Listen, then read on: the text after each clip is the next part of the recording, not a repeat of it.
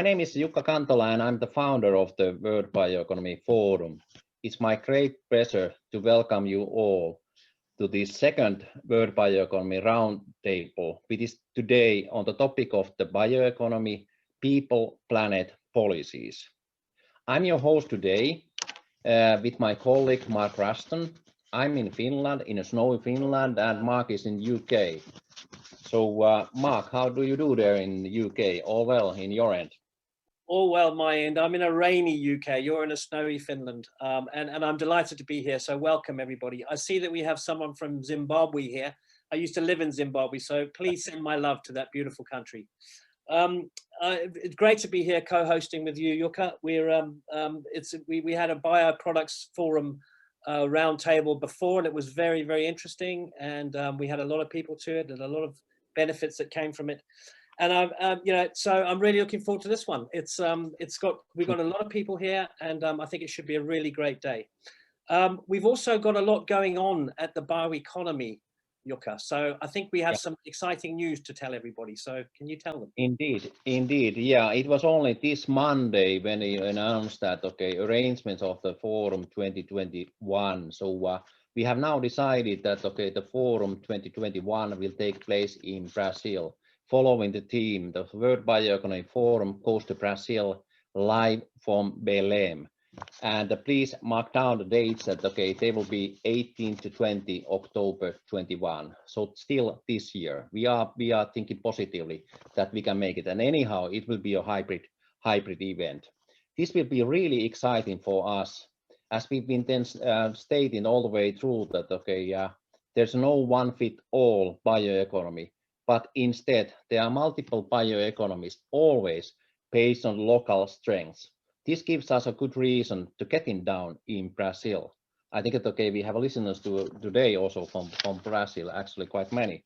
So another good reason is that walking to talk, so that through the forum to be then held in Brazil, we will bring the global circular bioeconomy stakeholders to share their views in this fantastic location. It's always a pleasure to get into Brazil. Or what do you think, Mark? Yeah. I've been lucky enough to go to Brazil a number of times on work trips, mainly visiting pulp and paper companies down in Brazil, and I'm deeply impressed. It's an amazing country, and the bioeconomy is so important. Obviously, pulp and paper is one of those industries, or two industries, in fact. But there's a lot of commercial enterprise that relate to the bioeconomy.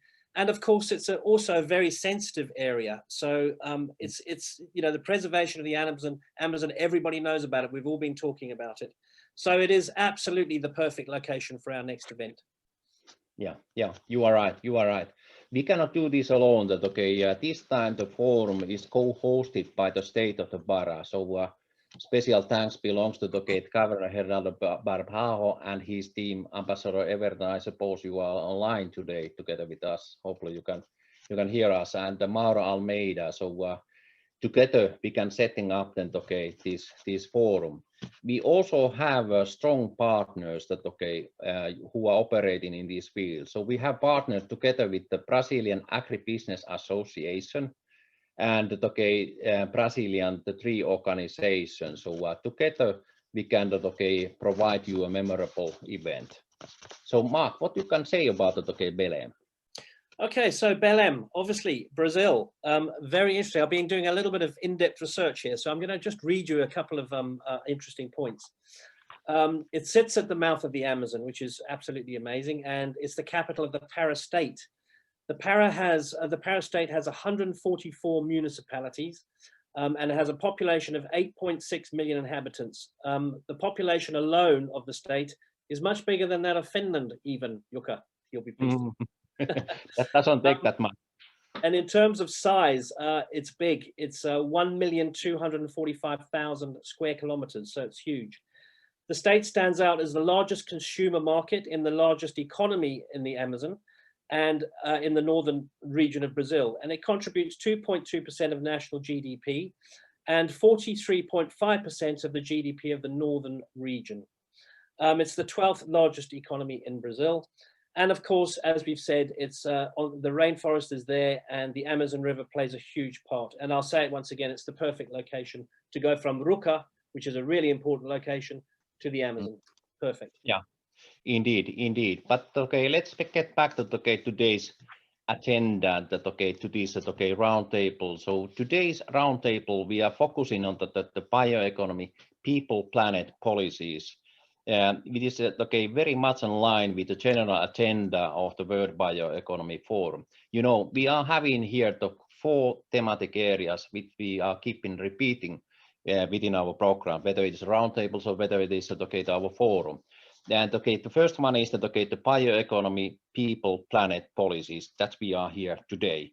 The second is that the global leaders and the financial world, because we think it is important and also global leaders to get engaged. And how do they fascinate that circular bioeconomy and the financial world is that because everything needs to be then lubricated by financial funds. So that's the reason we are getting them engaged to these themes that we are keeping repeating. Then the third thematic area which we are repeating is that bioproduct around us, because we think that it's our role to make this bioeconomy more tangible for the consumers. So to make the value change out of the bio-based feedstock, that what kind of products they are then available. And typically within that thematic area, we are inviting the companies and institutes to share in that what type of the bioproducts there exist. And then what is then left? We always have to have a look at what about next? And that's the reason that we have a thematic area to look into the future. In our RUCA forum, we were very much focusing on the education and how do we sort of safeguard this sector will be also attractive for the next generation. When it comes to the Brazil and when it comes to the October event, so we are now contemplating that most likely there will be even more socio-economic topics, and we are in talks like the UNESCO who will co-hosting us this the thematic area 4. Most likely they will be again together with us.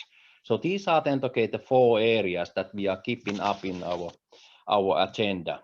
So today we are focusing on the bioeconomy, people, planet policies.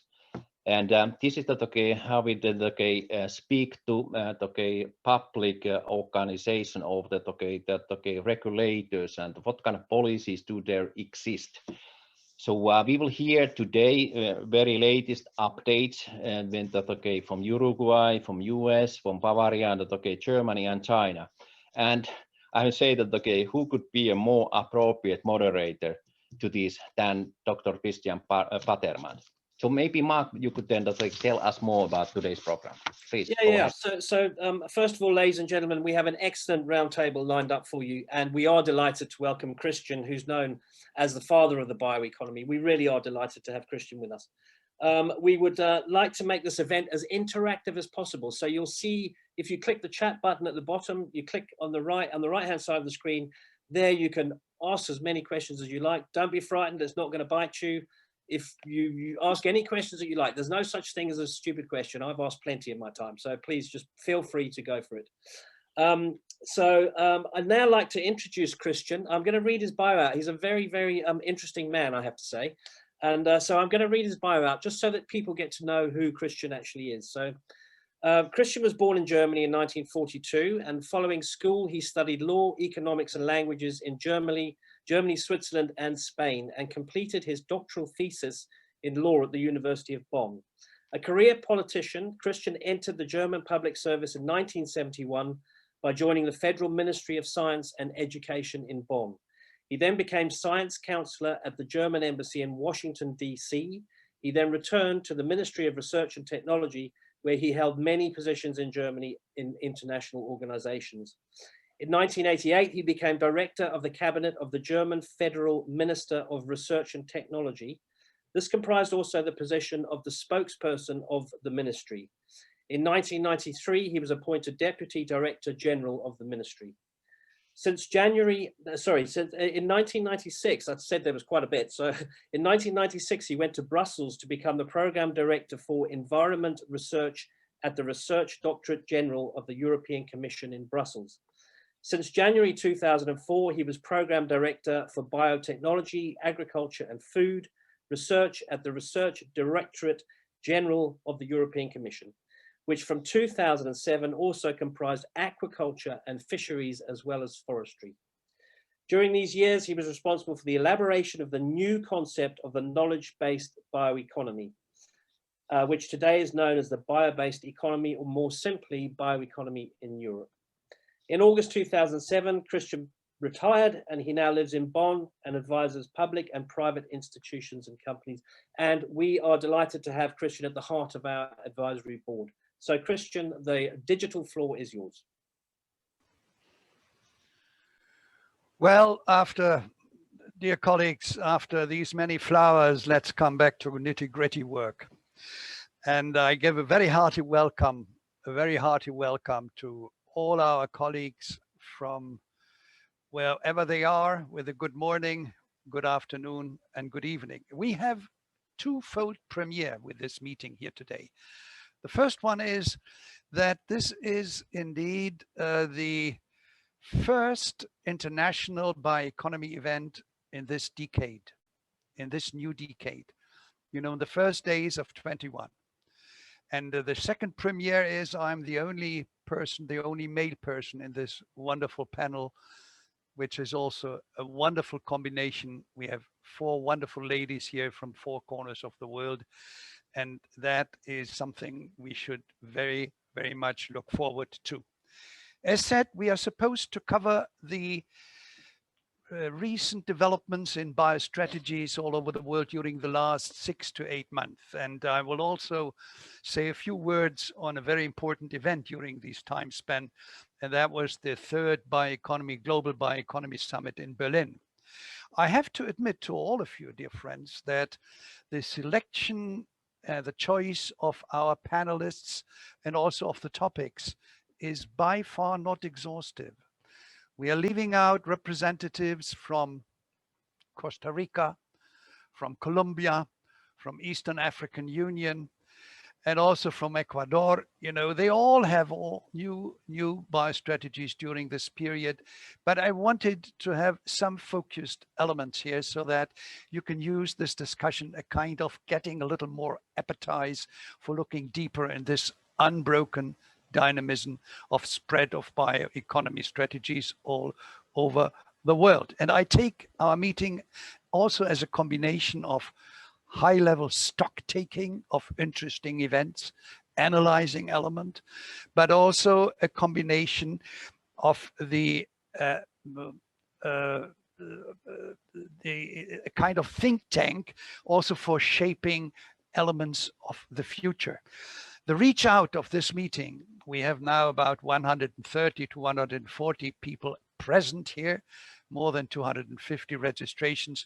This geographical reach, I'm walking on eggs now, would not have been possible when we had not had the pandemic. Unfortunately, I have to say that. So I see that as a kind of challenge for all of us to have an excellent 1.5 hours here, combining that we learn from each other, combining that we get information on what is happening, and that we also get food for thought for our own reflection in our daily work.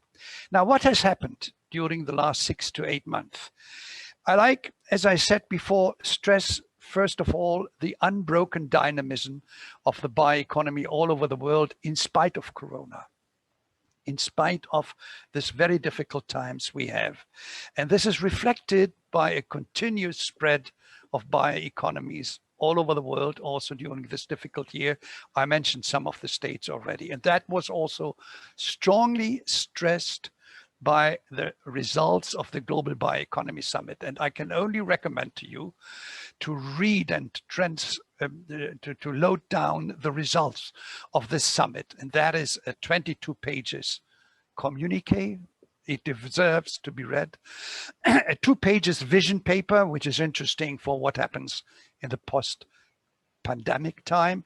And then also a 4th edition of an update of the many regional and in particular national strategies all over the world. So do that and you will know what is happening. Now, the second point I like to stress in my short and very brief introduction is I like to share with you very, very few highlights as results from this Bioeconomy Summit, which might lead us also to the discussion later on. And the first one is, if you look on the triad of achieving sustainability goals, circular economy, and the bioeconomy, and then the greening of economies, but also the fact that we are now talking a lot of transition to a new format of economy. You know, this relationship between the bioeconomy and the other mentioned strategies has been strengthened and stabilized in a way that among these strategies, there is very little hierarchy, but there is mutual interlinkage, which is very, very strong and should be respected. There is a certain, if I may say so, umbrella function of the sustainable development, which we with pleasure will recognize. Another important point where that we had quite a few new added items to the portfolio of the bioeconomy. The first one, which is an old one, is health. Health and also safety, but not only food safety, but also medical and critical raw materials safety. As well as we also had biodiversity and lately inclusion to be new topics for us. And it was also very much stressed in the summit that we have to pay much more attention to the benefits and the potentials of converging technologies like digitalization, like artificial intelligence, like cognitive sciences. And last but not least, it was noted that evidently the global change, the climate change communities all over the world start much more than before to take into account the potentials of biological resources in combating climate change. But, dear friends, these are very positive signs. There are also quite a few caveats, and I like to mention them. The first caveat which was expressed was we have to note a kind of rift, growing rift between many proposals academia and strategies are making, which are not at all taken up or simply ignored or therefore fading away. And that cannot go on for a long time so that people will say, hey, paper is patient. These people can tell what they want. Not very much is implemented. That's something we have to take serious. And another important point, RTDI all over the world is booming. And we have a multiplying of goals, of targets to be achieved, also motivations. We have also a growing complexity, which is resulting in a multiplicity and a high diversity of practical measures to be preached or to be really proposed. And dear friends, this always bears a kind of inherent risk of creating too high expectations and maybe leading to potential disappointments if the implementation is too slow or simply not taking a part. I call that a kind of bioparadoxon. Now, let's see what we will now hear from our colleagues from the United States, from Uruguay, from Central Europe, Germany, the German land of Bavaria. That is the only regional case we have. Bavaria, home of the Oktoberfest, but also of BMW and of Audi, and then the giant of China. We have already heard how we are going to have this meeting with the 4 presented cases. We will then discuss a little among ourselves. And I hope very much that after 1.5 hours of our event, we will be able to involve you, the audience coming from all over the world. So let's start with the United States. And I'm very happy to welcome our colleague, Mary Maxton. She is a Californian lady. A true Californian lady. She has been working and living in Berkeley. She studied molecular cell biology. She has a postdoc research done in biochemistry, genetics, and it's in particularly in the Berkeley laboratory where she has been having a lot of experience and work done.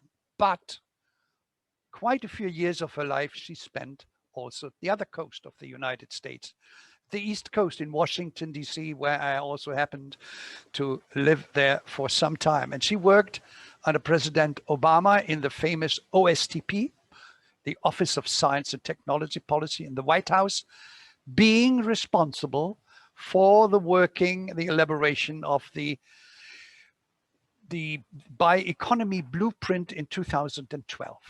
Now she's back. She's Assistant Lab Director for Biosciences at Lawrence Berkeley National Lab, and more than 1,000 people work under her, but she's still closely following what's happening in Washington. And therefore, I think we couldn't have someone better as a testimonial of the actual times than Mary, an old friend, and I welcome you, and you have the floor. Thank you so much. It's an honor and a privilege to be here with you today. And I will begin to share my screen. Thank you to the organizers for providing an opportunity for me to speak with you and to share a current and future look. And here we go. The point number one that I want to share with you is that the US definition of the bioeconomy is evolving. In 2012, as mentioned, the National Bioeconomy Blueprint defined the bioeconomy as economic activities relating to the invention, development, production, and use of biological products and processes. And this was highly informed by the OECD definition from 2009. Last year, 2020, the National Academies of Science, Engineering, and Medicine released a report, a consensus report, Safeguarding the Bioeconomy, where the new definition was brought forward as economic activity that is driven by research and innovation in the life sciences and biotechnology, and that is enabled by technological advances in engineering and in computing and information sciences. What that means is it's very much a convergence of technologies that is bringing together the most important part, economic activities. That is the part of the definition that has not changed.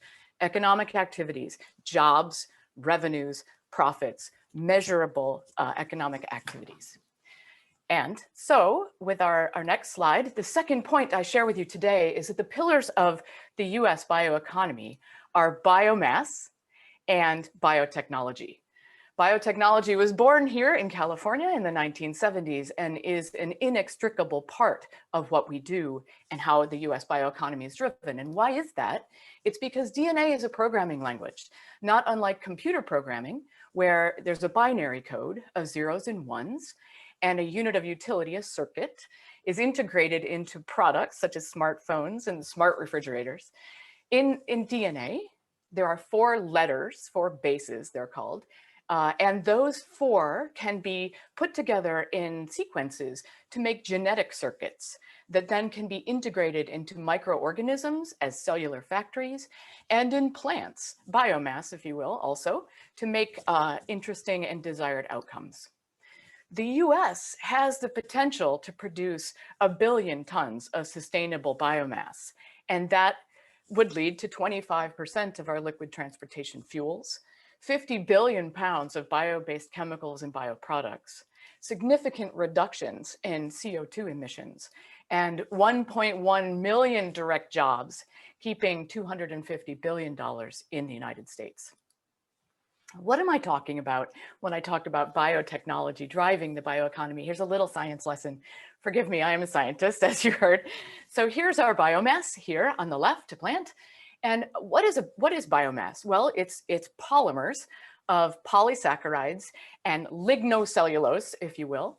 If we can deconstruct these components into their basic building blocks, lignin-derived intermediates and sugars, we can feed these building blocks to our cellular factories to make bioproducts, including biofuels.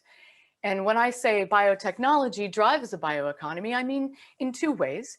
We can design the biomass on the front end to have desirable characteristics such as tolerance to drought, less lignin, because lignin is the tough stuff, and more sugars, that's the stuff that microbes like to eat.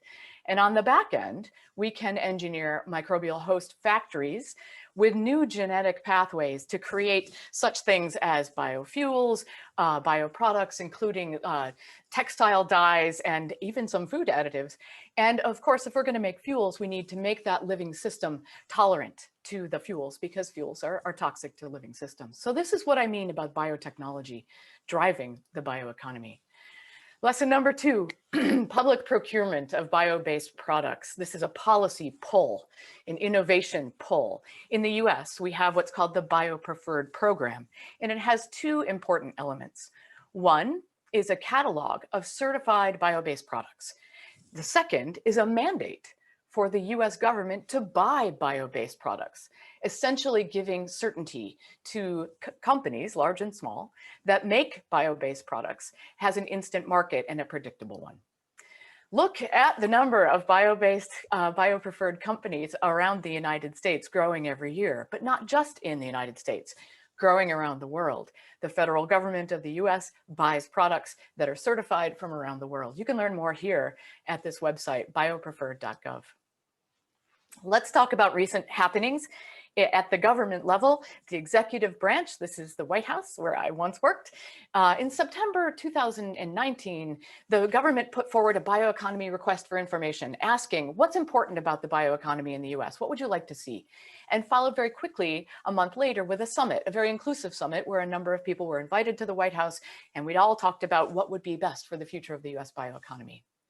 Importantly, in the US, there's an annual memo that tells, from the White House, that tells the federal agencies that fund science and technology, S&T, what should you fund in the next budget cycle. In August, what came out was a budget guidance memo that said, fund the US bioeconomy research and development. That was a big step. In January, just last month, the National Science Advisor was appointed by the president. And what's important about that is the National Science Advisor was a key leader of the Human Genome Sequencing Project. At the level of Congress, a couple of things have happened. We have 3 branches of government, executive branch and legislative branch here. There was a bill introduced and passed from the US House of Representatives called the Engineering, Biology, Research and Development Act of 2019. There was also the Coronavirus Aid, Relief and Economic Securities Act, and that put millions of dollars into research for therapeutics, for vaccines, et cetera, studying the virus. And importantly, in May, the Bioeconomy Research and Development Act of 2020 was introduced by the Senate. 2019 was a big year. The Global Biofoundries Alliance was formed. This is 27 members working together to promote non-commercial biofoundries and to drive global collaboration. And why is that important? Well, here's my final look at what the future could be. Imagine that you want to make bioproducts, you want to make a textile dye, and you want to make it in a way that is non-toxic and using biomanufacturing. A biofoundry can optimize that microbial host, and it can actually create a system, a design, build, test, learn cycle where we can actually develop biological systems for biomanufacturing. Imagine a future where forestry waste, municipal waste, agricultural waste could be converted by a mobile bio refinery using a microbial factory built by a biofoundry specifically tuned for these carbon inputs to make biofuels, biopower, bioproducts right where the biomass is created, generally producing high-tech jobs in rural areas. To do that, to realize this future, we need an inclusive curriculum that brings together computing and biological research and engineering to allow the next generation workforce to create that system of a tunable, scientifically driven US bioeconomy. And with that, I thank you very much for your attention.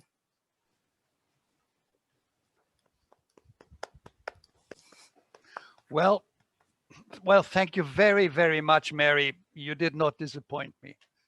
It was wonderful. It was fascinating because you were showing the extremely fascinating evolvement in content, but also in structures. You know, that we have this executive order on one hand dead, but then we have the act of May last year, and then this funding instruction. And we will be very, very curious to see what will be the next step under the new Biden administration. Thank you very much for giving us so much food for thought, also for content, from biological programming to the mini shaped biofoundries like biorefinery entities, if I may say so. So thank you again. Now, our next speaker comes from the south of the Americas, and I'm particularly happy that this is happening now, because for many, many years in Europe, United States, even in Africa and Asia, you had quite a few of bioeconomy strategies. Latin America. But then last year, Costa Rica came in August. Then we have Colombia. Then we have Ecuador. And now we have Uruguay. And there are others in the pipeline. And this conference is going in October to Belém, to Amazonia. So a giant wakes up. And I'm very happy that we now have Carolina Balian, an economist responsible for the elaboration of the Uruguayan bioeconomy national strategy with us. She is an economist and also has a lot of law practices with respect to climate change, University of the Republic of Uruguay. She has been working strongly involved in international negotiations in climate change, the UNFCCC, and also in UNCTAD, in UNDP, I'm sorry. And now she is the advisor in the Ministry of Ganadería, Agricultura y Pesca, of Fisheries, of Livestock and of Agriculture in Uruguay, being responsible for the new bioeconomy strategy, which hopefully might be published in a few months. Carolina, thank you very much for being with us. Tú tienes la palabra. Muchas gracias. Thank you very much, Christian, and for the organizers of this event for inviting me to show the Uruguay case in bioeconomy strategy. So I'm really honored to join these other three incredible ladies in the panel. So can you confirm me that you are seeing my slides, please? So I can go on. Okay, so thank you very much. And as Christian was saying, I'm going to introduce the case of Uruguay. In Uruguay, the Sustainable Bioeconomy Strategy was carried out by an interinstitutional working group on sustainable bioeconomy that was led by the Ministry of Livestock, Agriculture and Fisheries, but was also another 6 ministries participated in this process, and these are the Industry, Energy and Mining Ministry, Environment Ministry, Economy and Finance, Education and Culture, Jobs and Social Security, and Tourism. And the Office of Planning and Budgeting of Presidency also participated in this whole process. So Uruguay, as Christian was saying, comes from the south of America and it's a global supplier. So if you see this diagram of the value of our export goods, you can see that the 80% of this value comes from the agriculture and the agro-industry sectors. So beef and cellulose cover almost 30% of this value. And we also have other products like dairy products, soy, wood, and others. And above these goods that we export, we also export a lot of global services and tourism that are very important components of our economy. So why we developed a bioeconomy strategy in Uruguay? First, because it is a tool for coordinating national efforts towards a common vision of productive development. And of course, nowadays, it's also a common vision for green recovery after this COVID pandemic. So in the second place, it allows us to use the available biological resources and the research, development, and innovation capacities and that we have in our country and use them in an optimal way. In the third place, it is an opportunity to improve the sustainability of the traditional sectors as the agriculture sector that I mentioned just yet, and also to develop sectors that are more innovative. in another place, it also allows us to meet our international commitments towards the Paris Agreement and the Sustainable Development Goals of the United Nations, as Kristen was saying. And in the last place, it is a key aspect for improving our international integration of our export products based on environmental added value. So I'm going to tell you more about how we elaborated the bioeconomy strategy in Uruguay. So as I mentioned in the beginning, we created an interinstitutional working group on sustainable bioeconomy. We carried out 3 national workshops where we involved stakeholders from the public, private, and academic sectors. We also elaborated a policy and stakeholders mapping with the support of the FAO for having cleared the situation where we were for starting to build the bioeconomy strategy from that basis. And all this process had a big support from the international and regional cooperation. So Uruguay participates in an international sustainable bioeconomy working group that is led by the FAO. We also participate in a regional working group that is led by the Inter-American Development Bank that is focused on the public policies development for bioeconomy. And this is specific for Latin America. And other 2 institutions that were closely collaborating with this whole process were ECLAC and IICA. So based on these 4 basic steps, we nowadays have a bioeconomy strategy proposal that is now being validated by the political sector. And I'm going to describe now some of the main features of this proposal. So a key aspect is the concept of biomass-based value webs. And these are understood as interrelated and integrated value chains. This concept allows us to capture the links that are created within and between different value chains as a result of the cascading use and the joint use of the biomass. So in Uruguay, what are the main value webs that we prioritize in our strategy? We have the food and drinks complex, we have the forest resources, ecotourism, chemical and pharma, waste and byproduct recovery, that of course is a cross-cutting sector, and aquatic and biological resources. From all the synergies that can be made through all of these complexes, we can obtain a lot of valuable bioproducts or bio-based products. And some examples can be shown in this diagram. We can get bioenergy and biorefinery from forest resources, food and drinks industry, aquatic biological resources. We can also get biomedicine and biocosmetics. And for example, in the beef producing sector, that of course represents a lot of our economy in Uruguay, we get a lot of waste and byproducts that can be valorized. For example, the collagen that can be extracted from leather and many other examples.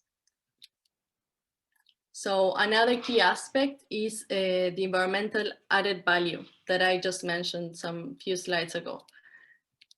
The products that incorporate environmental added value are those in whose production the environmental quality is conserved, negative impacts on the environment are mitigated, and the ecosystem services are protected or restored. So this concept can be translated in 2 key aspects. First, it is an opportunity for building a commercial strategy based on the differentiation of our products and the processes that are involved in those products production. And for example, we can differentiate the beef that is produced in Uruguay based on natural grasslands and very strict quality standards and into a certification scheme. And adding environmental value to our products is also a great contribution to our country brand that is Uruguay Natural. Now I'm going to talk about the strategic axes that are in the strategy for the promotion of bioeconomy. These are 4, and the first one is the sustainable and circular production and consumption. The second one is international integration based on environmental added value. The third one is science, technology, and innovation oriented to the bioeconomy. And the fourth one is inclusive territorial development. And for all of these four strategic axes, we define a series of action lines that the objective is to guide the implementation of these axes. And these are, of course, well described in the strategy. So regarding the next steps, so as I told you, now we have a proposal of the bioeconomy strategy that is now under political validation. Then we are also defining our institutional arrangements for the new governance. That, of course, this is a key aspect for the implementation of the strategy, because as you know, bioeconomy is has a cross-cutting nature. So there are many stakeholders involved and many disciplines involved. So the governance can be quite complex, but we are now defining the good governance for being sure that this is implemented in a good way. Then we are making a process for stakeholder involvement. So as I mentioned, the public, private, and academic sectors are all very important in the bioeconomy, and we have to make sure that these are well involved. And now we, after the proposal is validated, we have to elaborate a 2025 action plan, so a 5-year action plan for the implementation of these action lines that I just mentioned. And a key aspect for us in bioeconomy is the monitoring and evaluation, and putting a special focus on the sustainability of bioeconomy. That it's, as I mentioned, very important for Uruguay. Thank you very much.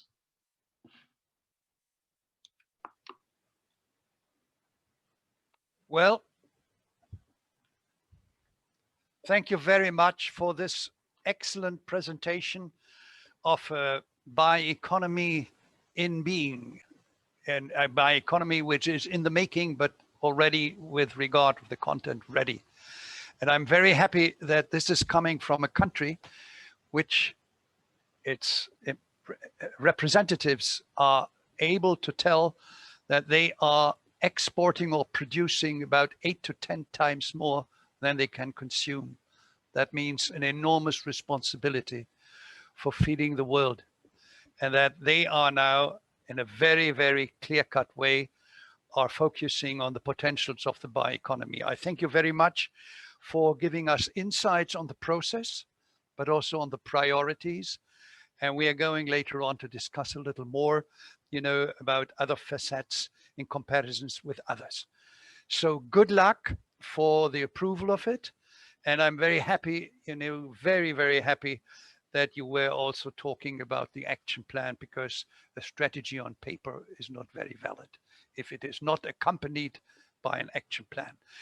So we now come to the third presentation, returning to Central Europe, to Bavaria, our regional case, which is going to be presented. And I'm very pleased that Monika Rauh, she is the head of the Industrial Affairs Division in the Ministry of Bavaria on Economic Affairs, also responsible for chemicals, for textile, for woodworking, paper industry, and the bioeconomy, all classical fields. And she was responsible for working out this regional strategy. She is an economist. She has an administration economics business degree, studied in Frankfurt and Augsburg, and worked many, many, many years in the Ministry of Economic Affairs, but also in the State Chancellery of Bavaria. Now, Monika, you have the floor to tell us what a regional strategy may look like. You have the floor. Okay. Thank you very much. Hello to everybody, and I also feel very honored to be talking to you today and telling you something about the Bavarian bioeconomy strategy. So I'm going to share the presentation now. And actually, we have started developing the strategy last year or 2 years ago. And of course, there has also been some work on bioeconomy. We have a bioeconomy council that has been established in 2015. And I just want to tell that we also have a lot of efforts in the field of biotechnology that Mary mentioned before.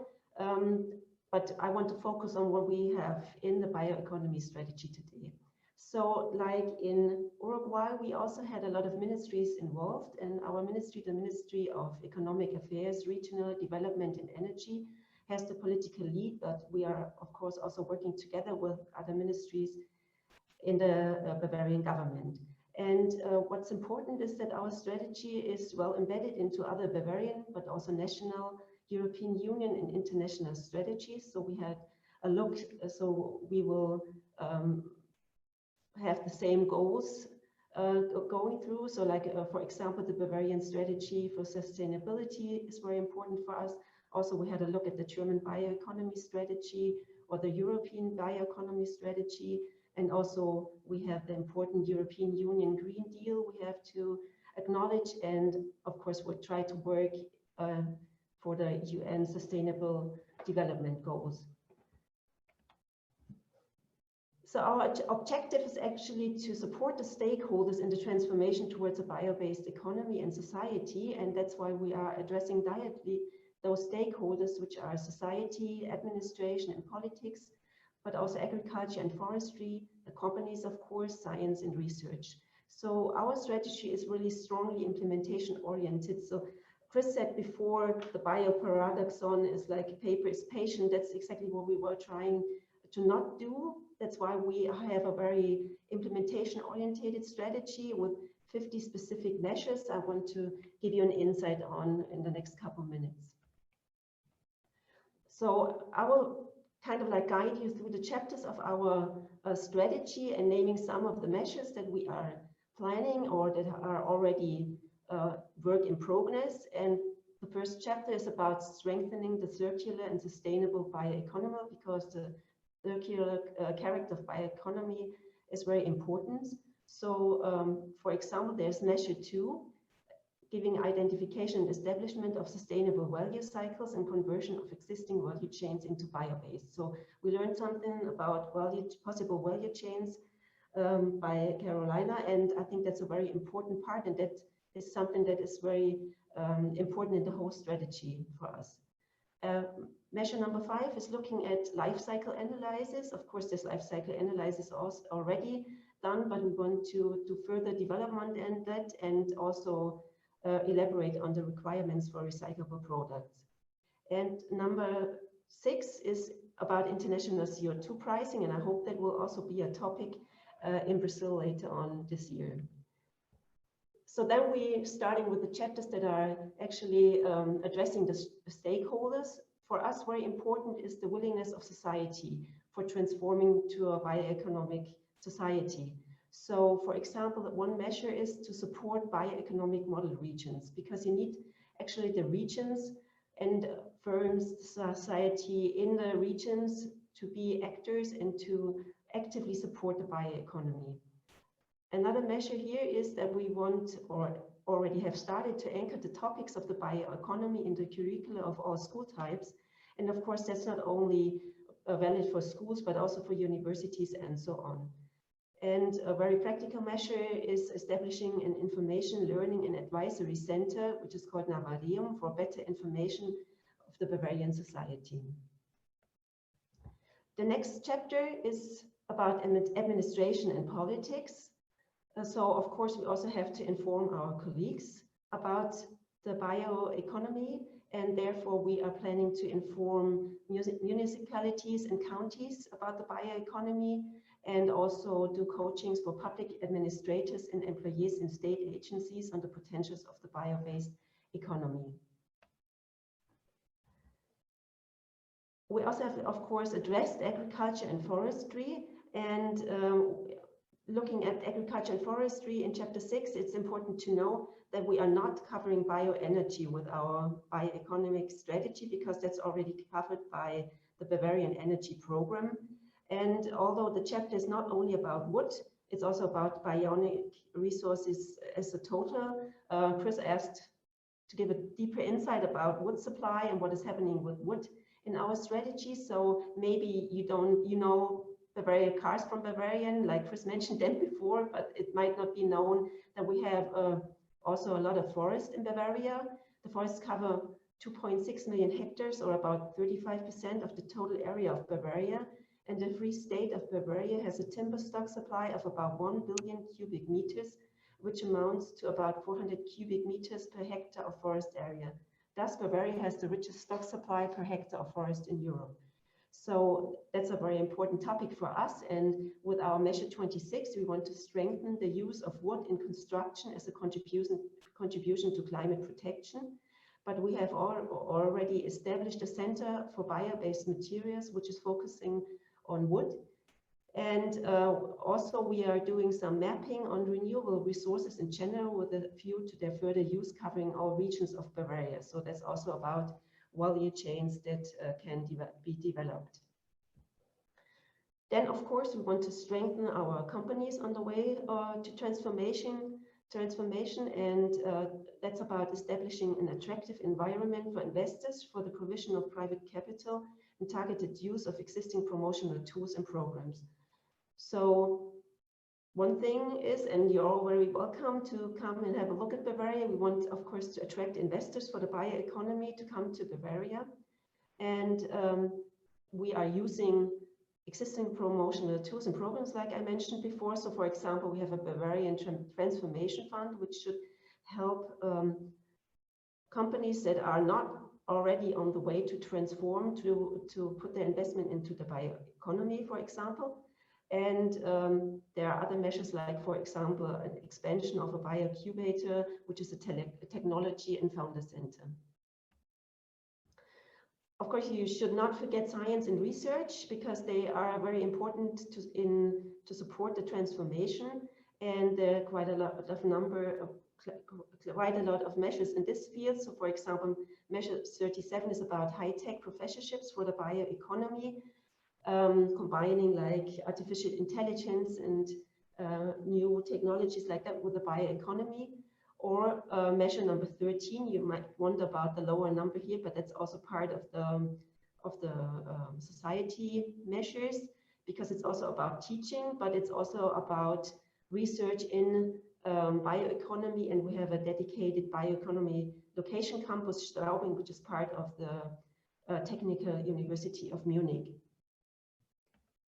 And last but not least, you have to bring all these stakeholders together and strengthen cooperation. And then, of course, you also have to have a look on the further development of the strategy. So I'm especially glad to be here today, because we have a measure number 46, which is addressed to expansion of international cooperation. And I'd be very happy if some of you today find interest in our strategy, and if feel free to contact me. After today, I would be very happy about that. So we will also continue our interministerial cooperation that I mentioned at the beginning. And as I also said at the beginning, the Bioeconomic Council was very important for us also in the developing of the strategy. And we will continue the Bioeconomy Council, and the Council will help us to assess the implementation of the strategy and to accompany its further development. And it will work very closely together with the Interministerial Working Group.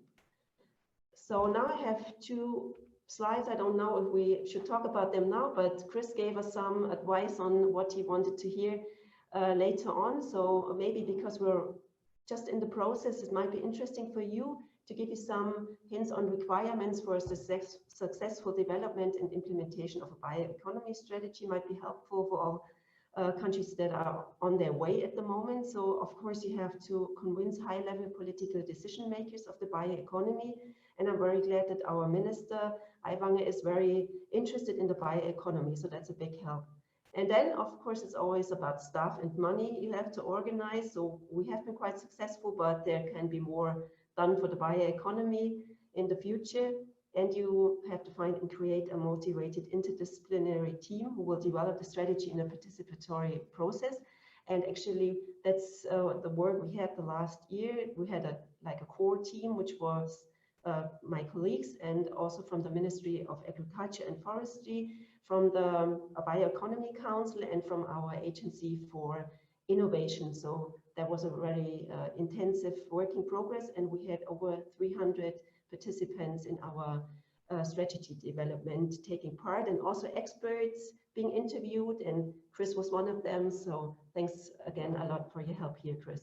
So yeah, never surrender, even when a pandemic arises during your process. You have noticed that we got hit by the pandemic being on the way. And of course, it was hard to carry on, but I think we managed. We did quite a good job on that. And then you should have a look at your existing tools, what you can use for the bioeconomy, and also, of course, have a look what you need, new tools and new programs, and then just begin to work and constantly go on. So I think I leave this slide out for the discussion, and I want to give you here the link to our homepage. So if you want to have a deeper look into our strategy, we have a English translation ready waiting for you, and here's the link and my contact. So please feel free to contact me, and I'm looking forward to your questions. Thank you very much. Well, dear Monika, I thank you very much. Dear colleagues, you see, that was quite a different presentation. Very concrete, 50 measures. I particularly liked the idea of anchoring the concept of the bioeconomy in the curricula of schools, because that's where we need to start. And I also like very much they talk about coaching of administrative people, because they are the ones who will decide about new criteria, about licensing, etc.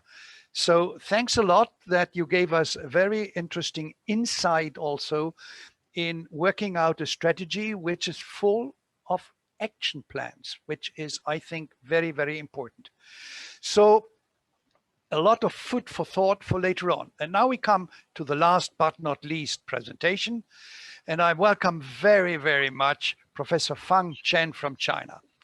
I have a particular emotional feeling with China because China was the state which was our partner in 2005, September the 15th, when we started with the bioeconomy in Brussels under Commissioner Potočnik. And I will never forget that we had a joint meeting in Beijing and also in Brussels, in the time difference, etc., where both the Chinese Ministry of Science and the European Commissioner for Research, Potočnik, were exchanging welcome addresses, the same text, but with different names. The only difference, dear friends, was we had 450 people, and in the Great Hall in Beijing, we're 4,800. So I leave it up to you. Now, dear Professor Fang, you are the Director of Information Research Department and Executive Director in the Center of Strategic Studies on Biosciences and Biotechnology in Chengdu. And you have been very active in working out strategies for the Chinese governments, etc. And you are now actively, very, very strongly involved in the next steps, the 14th five-year plan for bioeconomy development. And we normally do not know so much about China. It's a big, big country where there are many activities, and therefore we are very happy to have you with us here. You have the floor. Thank you, Christine. Can you hear me well? Yes, we can. Okay.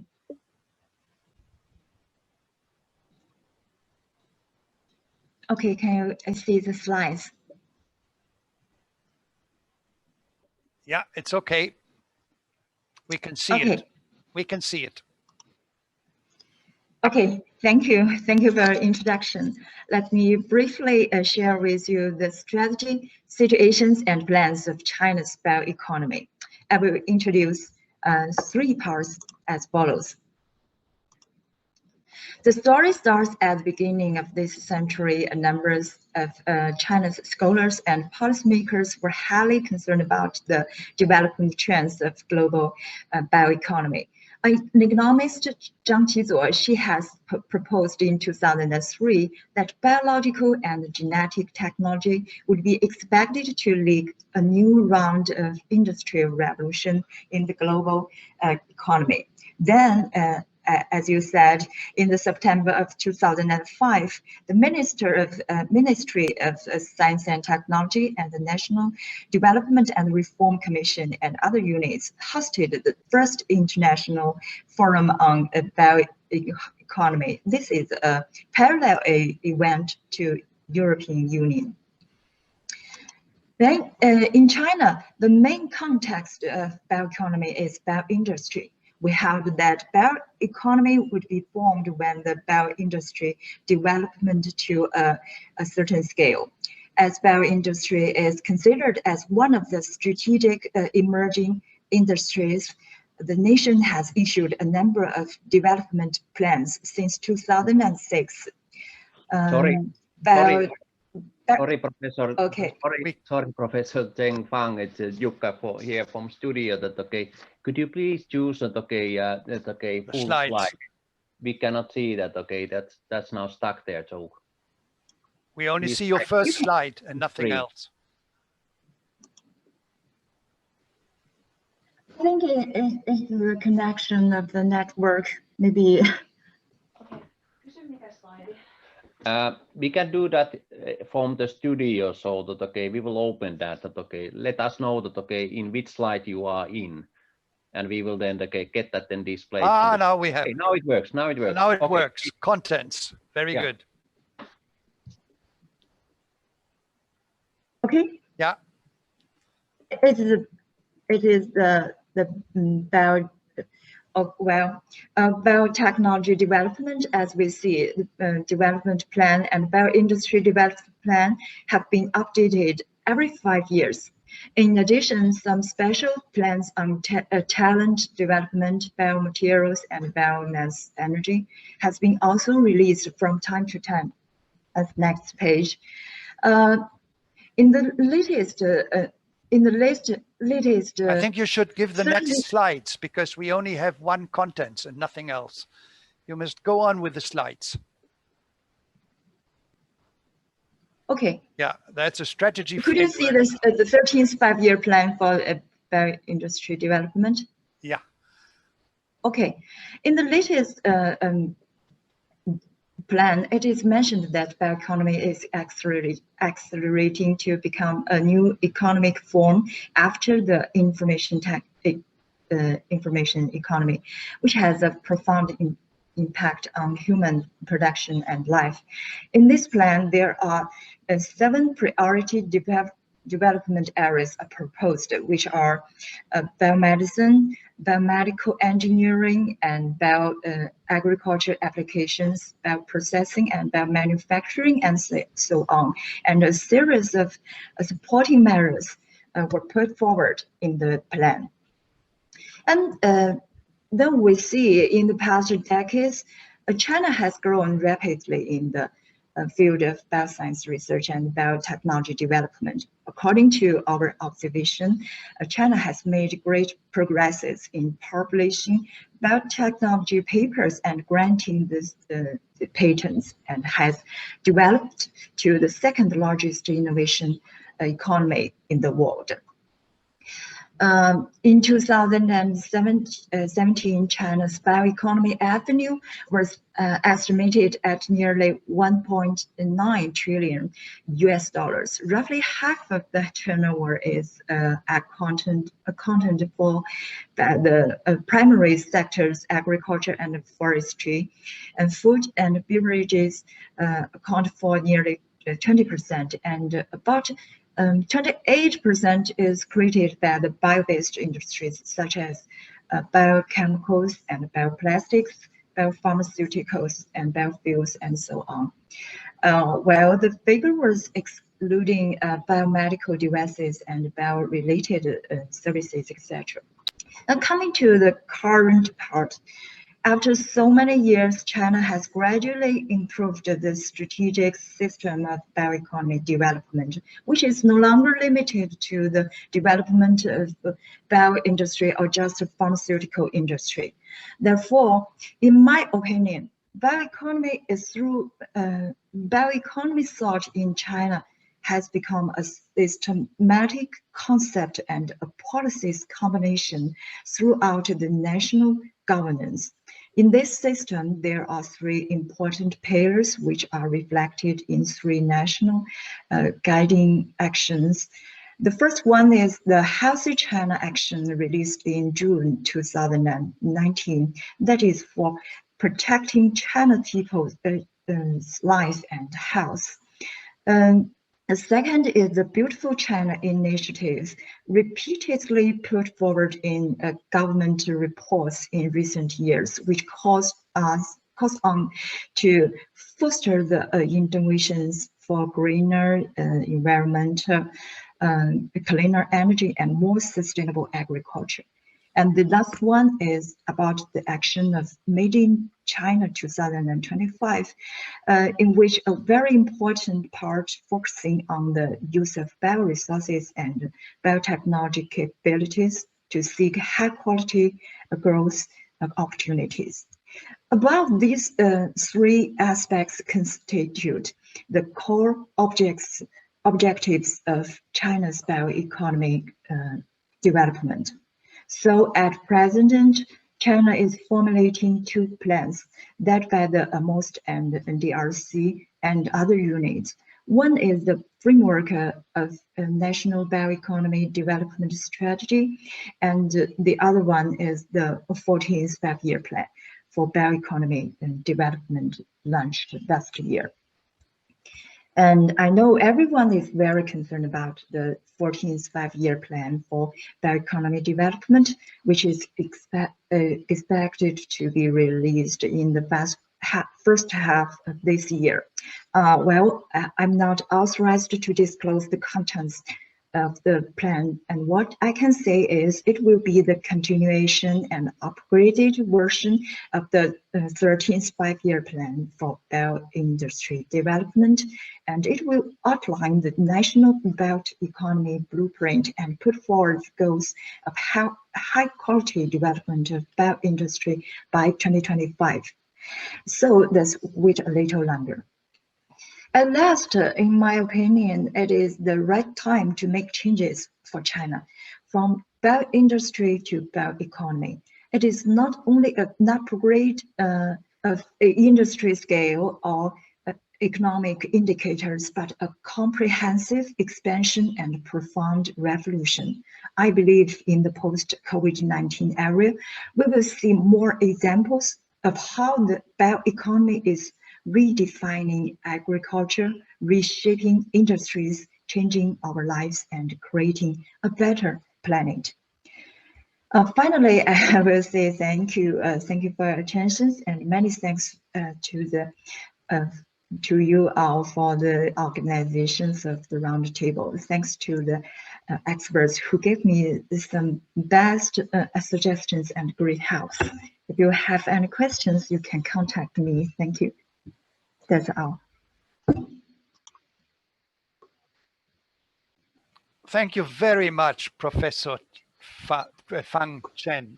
Thank you very much, because you have really clarified a lot of things and what the present situation is. And it is not very much different from the times 15 years ago when, you also started with a 5-year plan in 2006.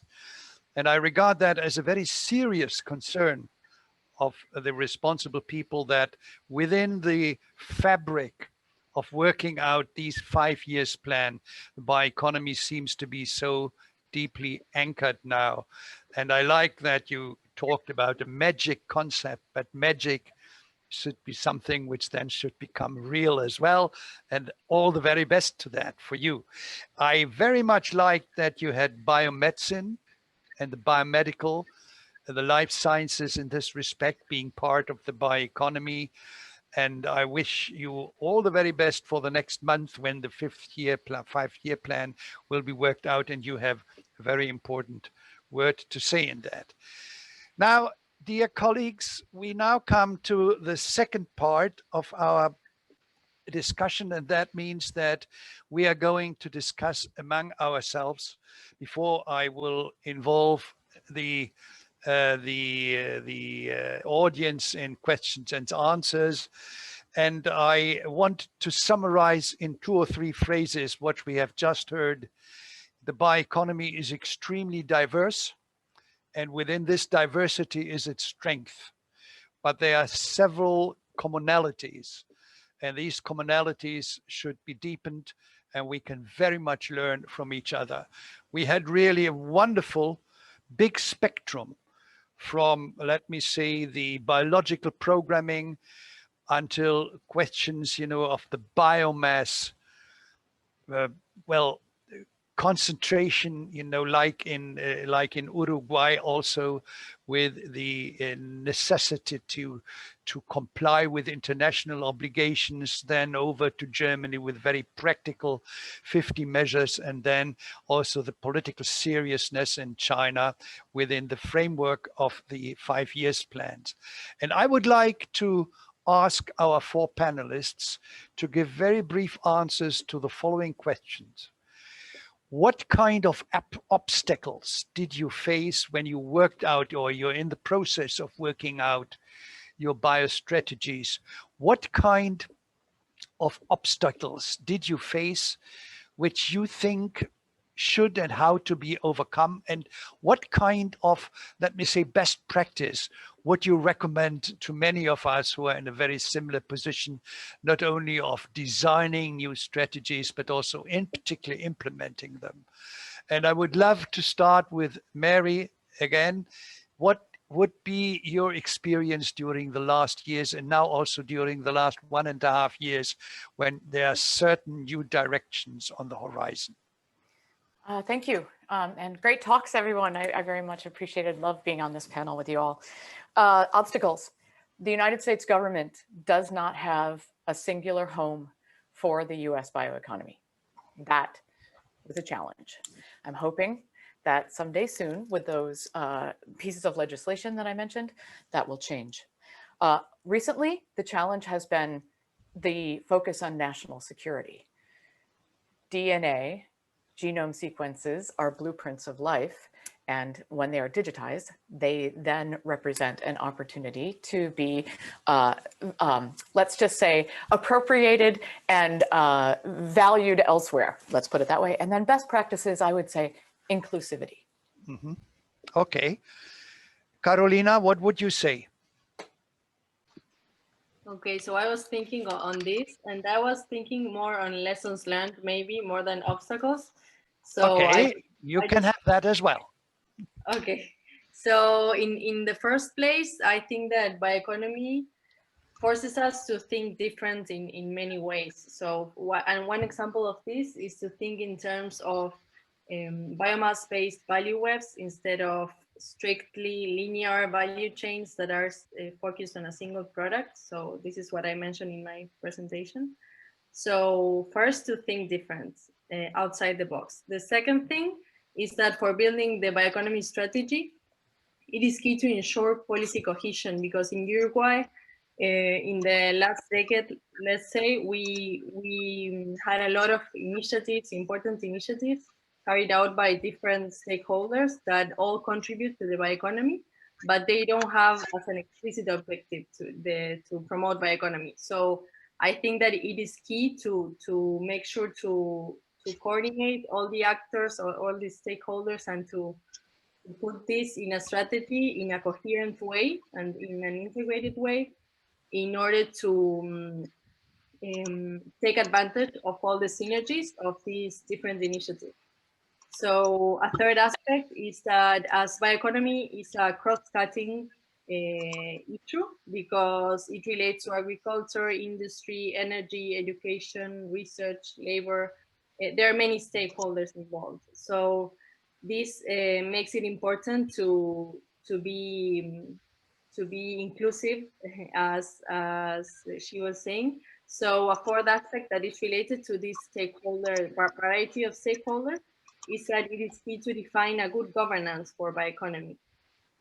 So in Uruguay, we are proposing a high-level national bioeconomy committee, a technical coordination group, and also bioeconomy advisory commission comprised by the productive and the academic sector in order to advise the policies for the development of bioeconomy.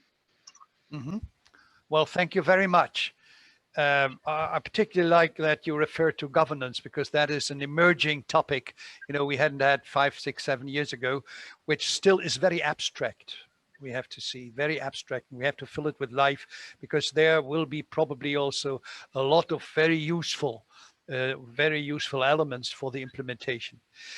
Monika, you have been really impressing us with these many very concrete steps which will bring the bioeconomy in a region to fly, which is wonderful, I think. What you had probably also some, I wouldn't say examples where you said, well, we would recommend this or that, and that was the most difficult one, and we might have loved to do something else. What would be the most important lessons? You mentioned already some of them, you know, you would give to other people in this respect?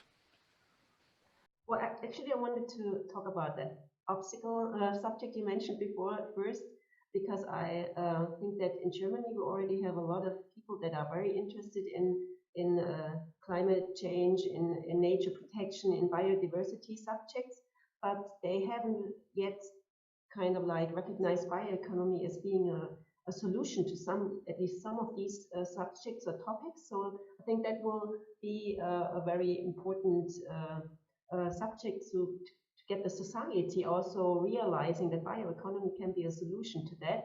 And also in Germany, we feel that using natural resources is sometimes or is actually a very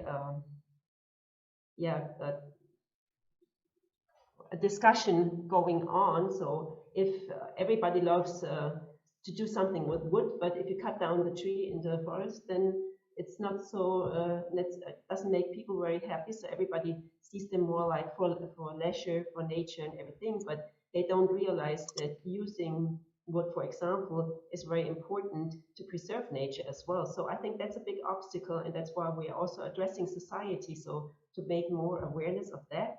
And well, best practice, actually, since our process was hit by the pandemic last year very, very hard, and we had to switch from the workshops we planned in a physical meeting. We had to switch to what we're doing today, also to digital use. Of course, a year later now, it's very normal for us, but a year ago it wasn't so normal. So we had to make our experiences there, and of course it worked out, but it was an obstacle in the process, of course, but okay. I think we could manage it quite well. And I think it's very important to have a lot of people coming in and taking part in that development of the strategy. Like I said before, we had 300 people taking part from science, from economy, from all kind of organizations, and I think that was very important. So we had this lot of input. And just one more thing I wanted to mention, because we're so measure orientated. Of course, the federal government already has a bioeconomy strategy, which is more like saying about science in general and everything. So that's already there. So we had the chance to do something that's very practical. Mm-hmm. So if a country doesn't have that, of course, you have to have the surrounding, I would say also, but we already had that. So okay, well, thank you very much. I very much like here that you are bringing this content in brackets obstacle in, you know, how to offer solutions. And that is, I think, a key question I'd like to make another, to give another idea. You know, we talk a lot about, well, the bioeconomy could be a kind of, magic moment and could be really solve big things. There is the word of bio-based solutions, which I like very much because they are extremely concrete. And I would be very happy if this concept of bio-based solutions would be much more enshrined and reflected in future bioeconomy strategies, because that makes really convincing power. Now, dear Professor Chen, what's your view Okay. on the within the process, your good or bad practices, which you might share with us? The main obstacles we encountered when developing the strategy were the definition of the bioeconomy related industry sector. This sometimes confuse us. This can affect our ability to set reasonable development goals, because there is no uniform statistical method to distinguish which industries are engaged in biotechnology innovation from those that are more like traditional industries. We must do a definition for these two. For example, the numbers of companies engaged in some special bioproducts, such as biorubber or something, is very small. And it is difficult for us to build a statistical catalog for such a small sub-industry. And we have to rely on a very, very tedious work on it. Similarly, when we talk about the companies that have partially transformed to produce some biotechnology products, it is difficult to tell how much of the output and the avenue of the company is biotechnological related, or how many bioeconomy related jobs they provide. So I think we still have a lot of work to do. Mm-hmm. Mm-hmm. That's it. I do agree very much with you in this respect. Well, thank you. And I'd like to put a second question to you now, to you all, before we go to the audience. We are all in the pandemic now, almost 1 year after. There are a lot of talks about the future, happily. It's good that this is the case. And many people are telling, wow, that might be a big chance for sustainability, for combating climate change, etc., etc.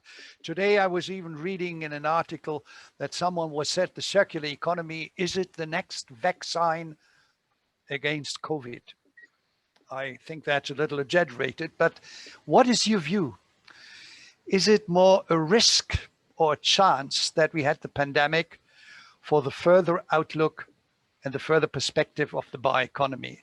And in case you see it's bad or wrong for it, please tell me the reasons in a few phrases. Mary. Challenging question. I think that it's an opportunity. We have learned about the fragility and the vulnerability of supply chains, global supply chains.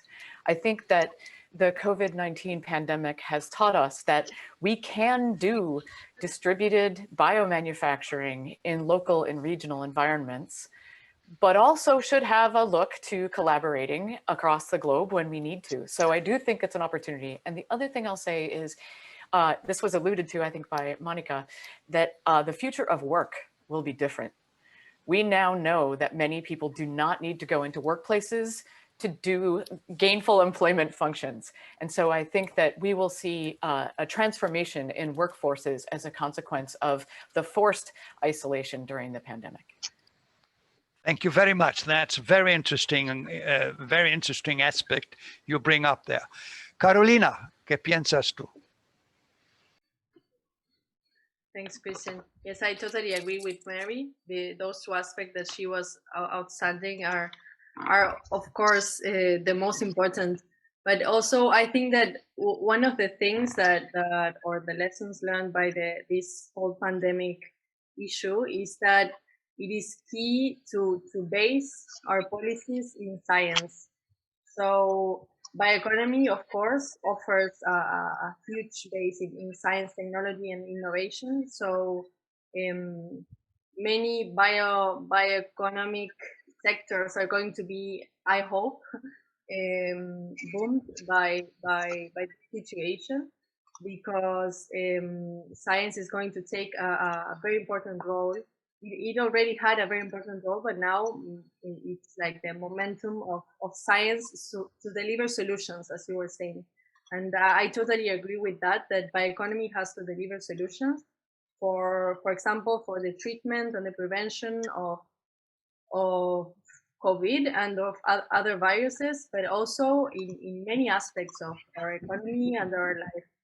So, of course, in Latin America, I see that we have a lot of opportunities associated to bioeconomy because we have a lot of available biomass, and we also have capacities in research and development that we have to put in place, and we have to coordinate more the actors probably in order to take advantage of all these capacities and the available biomass. And also a key aspect is what I already mentioned, that is regional cooperation and international cooperation, because many things have to be coordinated. And a specific example of this is that we share biomass with our neighbors. So we have to be coordinated in many cases. Mm-hmm. Well, thank you very much. Very helpful. Monika. Yes, I think there's a strong call for more resilience now. I mean, that's of course also for the vaccines or medicines produced. And maybe I just explained that our strategy is not about the pharma sector, but we of course deal with the pharma sector. It's also in my department, and we had some important meetings just lately. So there's a very strong call of getting production back to Europe, actually, because a lot of it is in China and India in that field. And we see that biotechnology is a real big chance in that sector.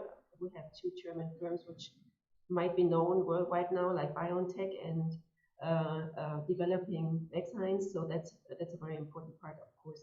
But for the strategy itself, concentrating on the natural resources for other sectors, I can say it's the same what Mary said. We have a more focus on regional value chains, but still being aware that being an export nation, we can't do everything on ourselves.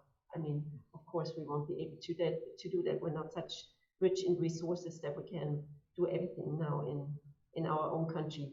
But regional value chains is surely a topic that is being more addressed than it has been. So that's certainly one of the lessons taught.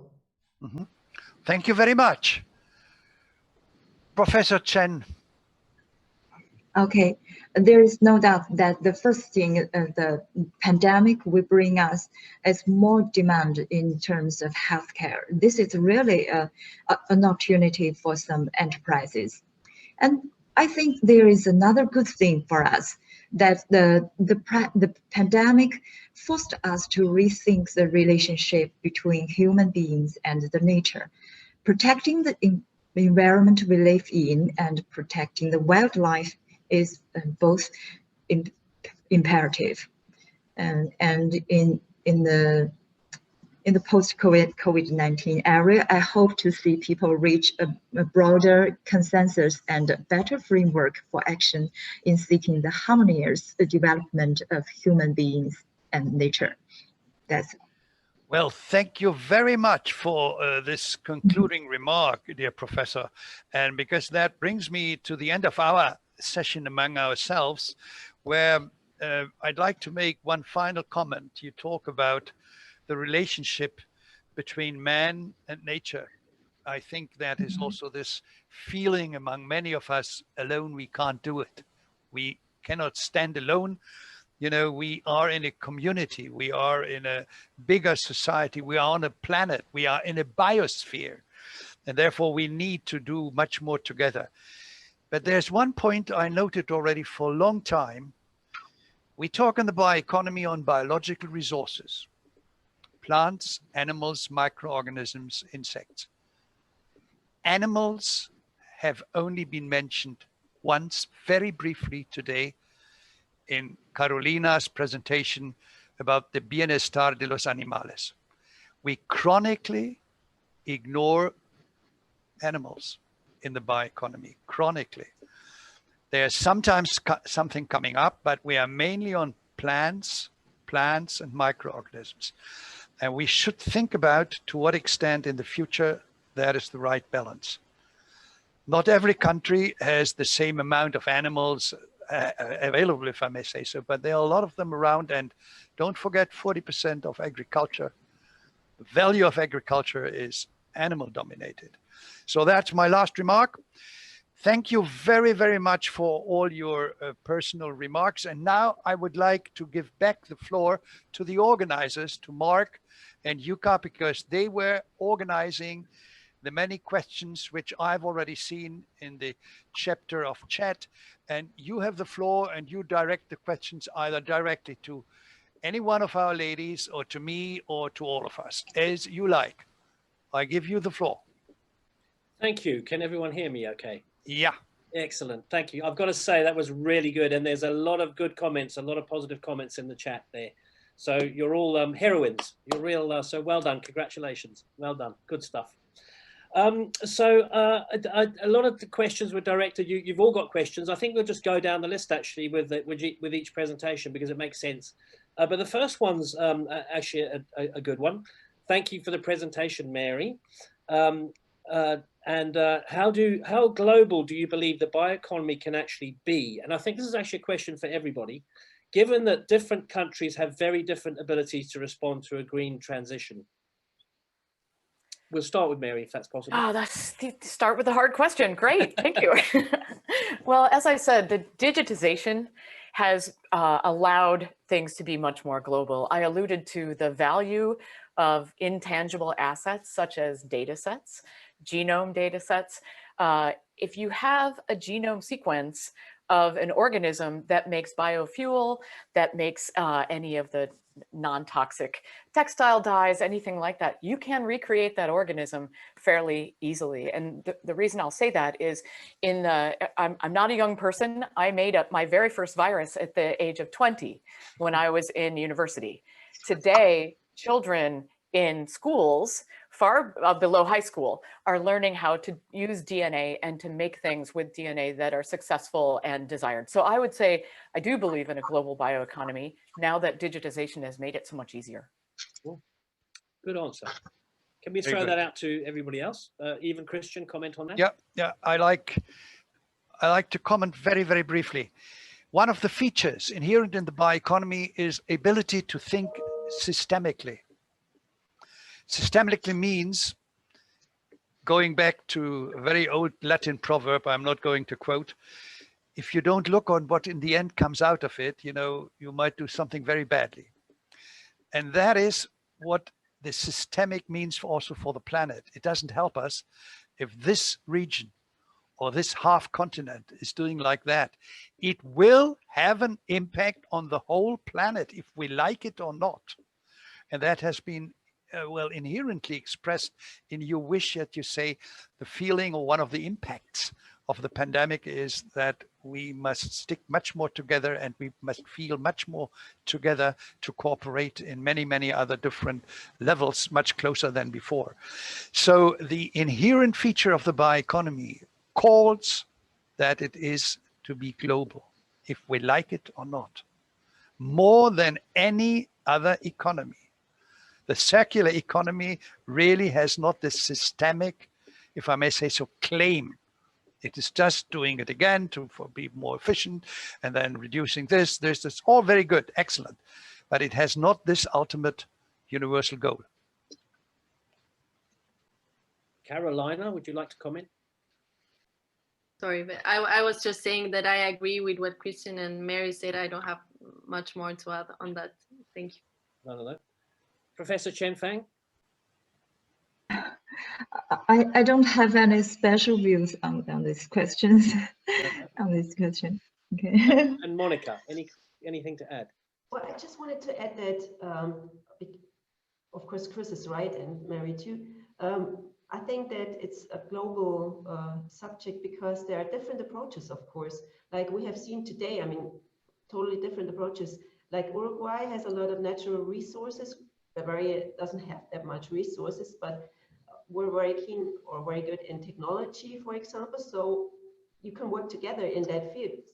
One country might have the resources, but is a need of technology. The other countries are more technology focused. So I think we should bring together our it's not a competition, it's working together and trying to make the best of it.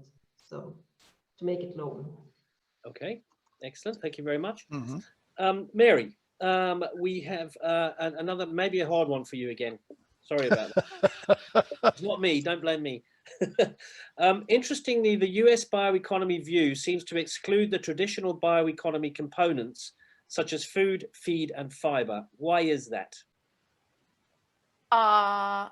I would say that food, feed, and fiber are in the US bioeconomy. In fact, they are mentioned in the National Bioeconomy Blueprint extensively. I think the controversial thing in 2012 was that we included medicine. Aha. Okay. Okay. Nothing further to add there? Well, I think that that's a very important point, because, you know, when you look on the history of the bioeconomy in the year 2007, when Germany had the presidency in the European Union, medical health issues were part of the bioeconomy. That got lost. The OECD, the United States, in its blueprint 2012, and many, many other states in the meantime took it up, from South Africa to now Costa Rica, Colombia, to Ecuador, and all the Latin ones, and then Malaysia, Thailand, etc., Japan, very strongly. But the European Union says no, it's excluded. So I think there is a need to rethink that. A need, because, you know, we have the health impact so important, not only food and feed part, but also in packaging, but also in the question of the production of vaccines in the way of bio-based production lines, etc. So I think, for me, it is without any question that health and biomedicine belongs to the bioeconomy, but it's not yet on the agenda of everybody. Okay. Mary, another one for you here about the Mobile Bio Refinery, which is very interesting indeed. It seems like a promising concept. This is from the questioner, but I'm unsure how to get it kickstarted without a detailed idea around which technologies will allow for the commercialization of it. Yeah, that's an excellent question. It's very early technology development, TRL, technology readiness level, very early. And in fact, that's one of the challenges. In my opinion, there's not yet enough investment in this. The major hurdle, I think, in addition to cost, trying to get the money invested, is the notion of a flexible feedstock system. As I saw Jeff Passmore is with us, I know that when we talk about scaling up biomanufacturing, we usually do that with a facility that does one feedstock. Yeah. A mobile biorefinery, let's use forest waste as an example. If you can imagine driving a mobile biorefinery into a forest in California where all the forest waste has been, forest slash has been put on the ground and ready to use, right? Rather than burning it, rather than carting it away, which also costs money, we could actually, at that site, turn it into biopower. That, right now, with pyrolysis as the technology, we have a long way to go, but there are promising technologies that are not yet mobilized, that where you can take a feedstock and put it in a one pot, it's called one pot, deconstruction into those building blocks, and then make the bioproduct that you wish for. So a long way to go for mobile biorefineries, but I do think that that is a future that could enable local, regional, and rural communities with high-tech jobs. Excellent, great, thank you. Carolina, we're going to move on to you. Thank you for the presentation. Everyone really enjoyed it. I do not see any indication that your bioeconomy is going to follow any kind of water supply and purification. Is this not a concern for the regional South American bioeconomy policies and strategies?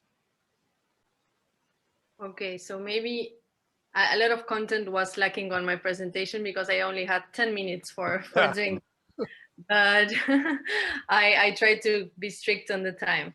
So Of course, water supply and quality are two key aspects of our agricultural production in Uruguay and in any country. But in Uruguay, for now, we can say that we don't have water supply problems, and we don't expect that on the short term. But of course, the water quality aspect, there are a lot of pressures put on from the agricultural sector to the water quality issue. So we, of course, that issue is included in the strategy. We already have a lot of initiatives that try to support, for example, the dairy sector for implementing technologies that avoid the contamination of the water courses. So yes, water is, and specifically the water quality issue is in the content of the strategy, and it's quite important for us. Okay. And there was another question actually just underneath that. How big will the reform on beef production be based on your governance strategies? Okay, so in Uruguay, you know that most of our beef production, let's say 90%, is grass-fed. So it's natural grasslands comprise almost 60% of the area of Uruguay, of the territory. So we have a lot of grassland available for producing beef on a natural basis. So of course, another question was referring to the changes in the diets globally. So of course, some preferences are turning into vegetable or plant-based beef or whatever, but there's a lot of people that are still willing to consume animal protein. So we consider that in Uruguay we can do that based on nature. So we're trying to preserve ecosystem services and biodiversity. So I think that, of course, this is a key aspect in our sustainable and circular production strategic access that I mentioned. So beef production in a natural basis is there, and you will see it when we can publish the strategy. Okay. And then, and how will farmers be given the resources to transition to a greener economy? So, of course, the funding aspect is very important for the traditional sectors, as you were mentioning, but also for the science and technology and more innovative sectors. So, of course, we are also thinking on how to incorporate science and technology in the agriculture sector to make it more efficient and environmentally friendly.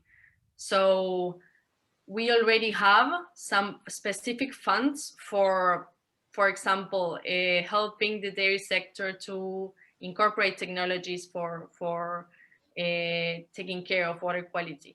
And of course, we have to make greater support and take other financial instruments for supporting this sector. Okay, excellent. Thank you. We're going to move on to Monika now, as I'm looking at the time, and we just want to make sure that we give everyone a good say.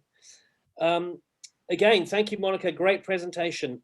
Measures 48 and 49 on your presentation. I'm sure you've got a great memory and you can remember what they are. Are great for cooperation implementing the strategy. Where is the Bioeconomy Council based? Is it at your Ministry of Economic Affairs? And how does it coordinate with other sectors? Yeah, great question. Actually, it's an honorary advisory board consisting of 12 people, and half of them are scientists and half of them are experts from companies dealing with bioeconomy, and they have like a office consisting of 2 people that are supporting them and that are more or less paid by us, of course, but the councillors themselves are just advisory board, and our minister is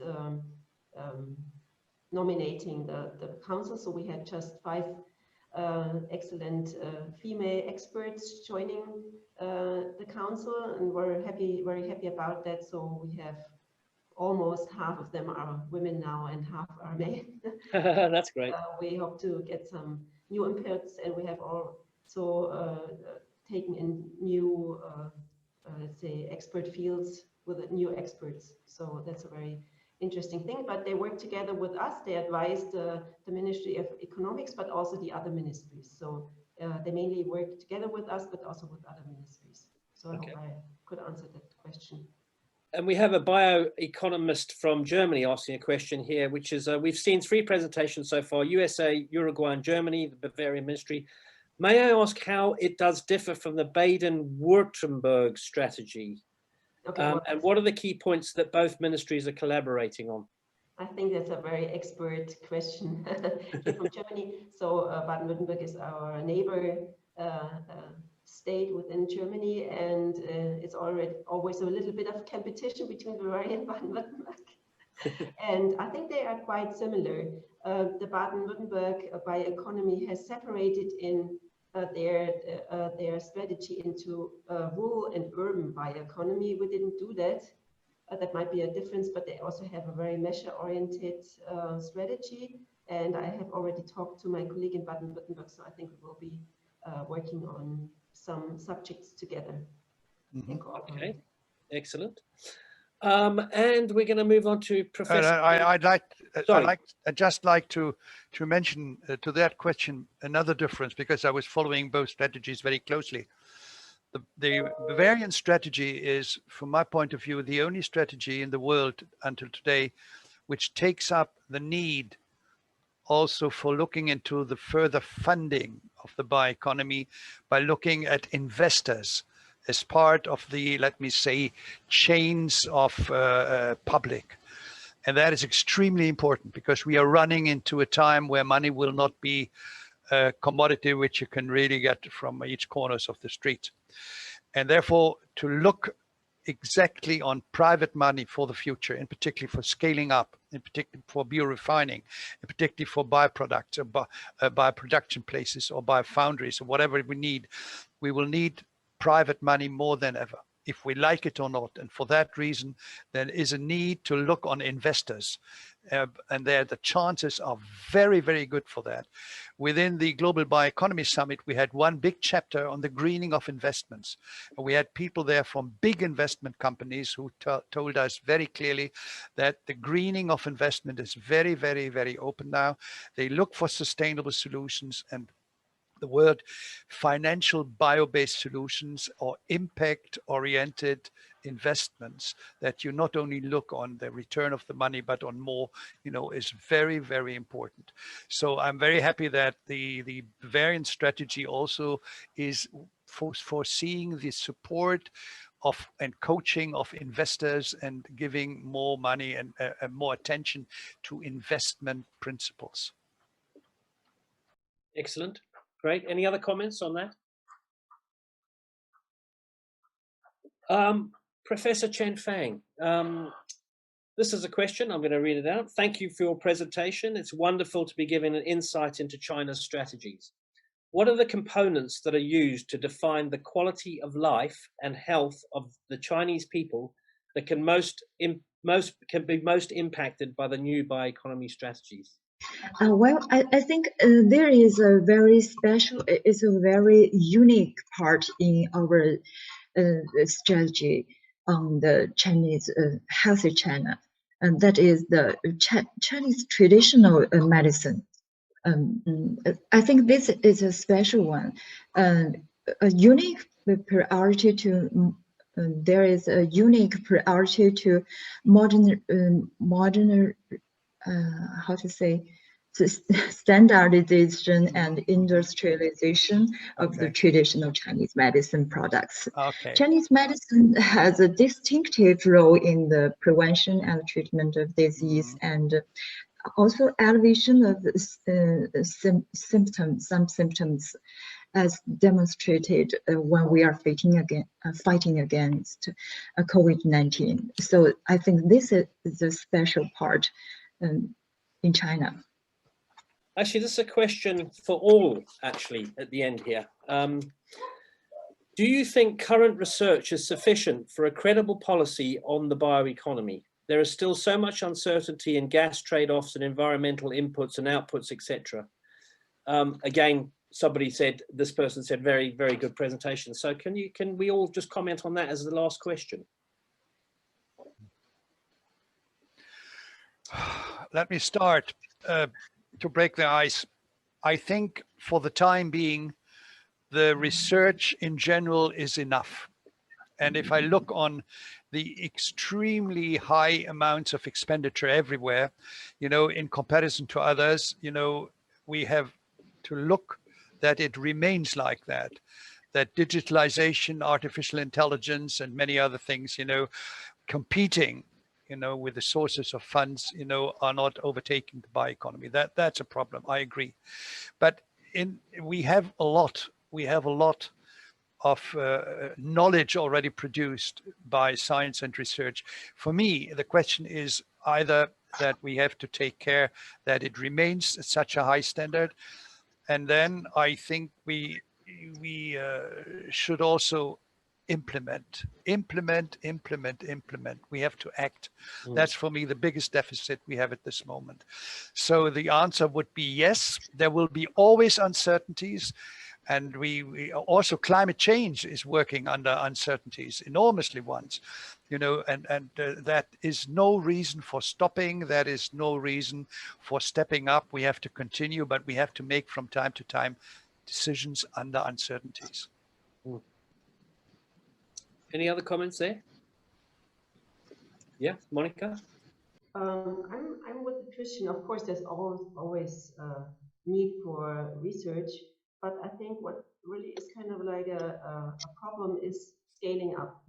Scaling up what has already been done by science and getting it into real life production, I want to say. And that's what we hear from the companies we talk to. A lot of times they are able to get money for science or maybe for some demonstrators, but then scaling up, we can't finance in Europe because of the state aid rules. And actually, we've been talking about that or trying to talk about that to the European Union already.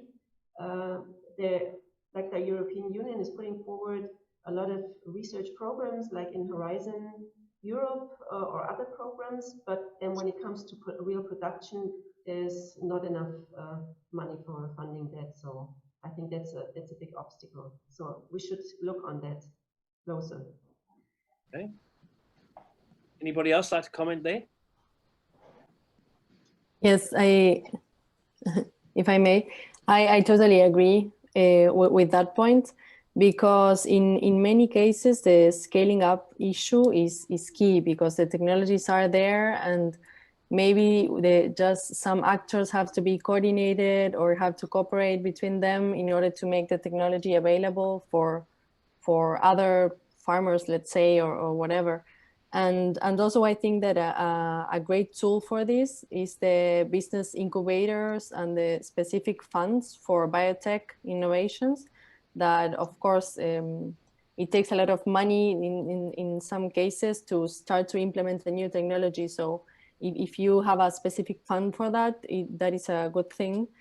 And yes, that mainly. Thank you. Right. Any more comments on that last question? No? Okay. Then Jukka, we're bang on time, I think. We're 1 minute late, so. Yeah, I think so. Yeah, we have a couple of minutes still to go. So thanks to you all about this very, very fascinating session we have here. That maybe still question or two before we finish this. To Christian. So was there anything new for you that you are so experienced on this field that would you like to share your insights on this call? Well, I think not necessarily new, but really in a very favorite way, stabilizing what I hoped for, if I may say so. Mm-hmm. And that is that when I listened to the 4 presentations and also to the questions and answers, I said already before that in spite of Corona and this multiplying competitive factors which we have, within the fabric and ambiente of strategies, etc., the outlook for the bioeconomy and the dynamism is very, very high. And the difference to what I had before, it's not only high because of the number of still existing and prepared and spreading strategies, action plans, and also roadmaps, but also because of content. Yeah. And that, I think, is an extremely encouraging signal from this meeting. I would like to give to all those younger people or elder ones, you know, who are working at this moment in preparing the bioeconomy for further steps. You never walk again. You never walk alone. You know, you have a huge community in the world. That's very important. And the second one, you know, which has reinforced and which came up much clearer than before ever, we talk about a bioeconomy, not a bioecology, but a big but. We have to move within planetary ecological boundaries. And for that reason, let me say, monitoring and talking and proving within these planetary boundaries. That means, how do we achieve or enable the achievement of SDGs? How can we enable or help circular economy? For example, when you recycle, toxicity is not going away. Will never go away with just recycling and circularity, but it can go with bio-based solutions there. And you know, if you look at that, I think that the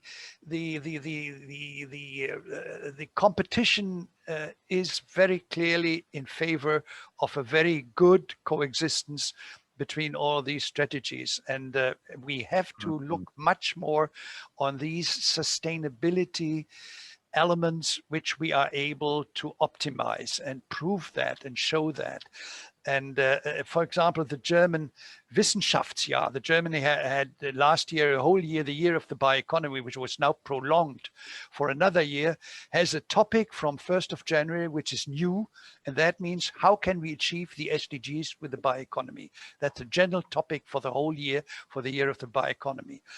And the third one, I think, is there is the word of transition, which appears more and more in many, many documents. Transformation and transition. And there the bioeconomy will play a role. That is, for me, I didn't expect that so much. But that means that we get out of a tower of academia and we have to go to the economic reality. And then the last point, if I may say so, is that with respect to the pandemic, the post-COVID time, everybody was very positive that it is more an opportunity than a risk. And that was, for me, very encouraging. Thank you so much. Thank you very much. Really good. Thank you to the panelists. Thank you very much. It was great to work with you. Really good. Thank you for the organizers. And stay healthy, wealthy, and wise. Cheers. Ciao.